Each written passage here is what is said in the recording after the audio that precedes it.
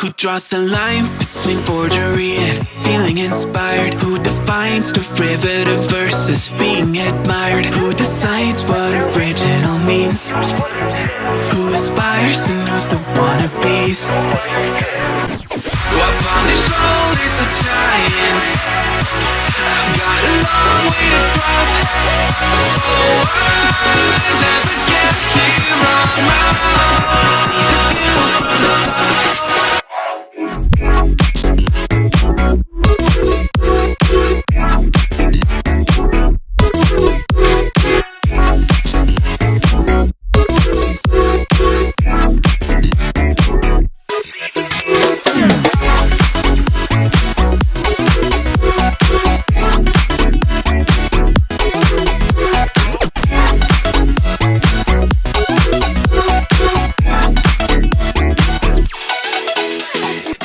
Everything's a remix of everything that has been. Then let me just go back to my laptop, take a pen, no track that I cooked on. Maybe you'll hear Skrillex, some Netica, some Imogen. Talk what I could, but I'm trying to get back. It just seems fair. Who draws the line between innovation and tried and true? Who's to say what's reiteration and what is new? Who decides what original means?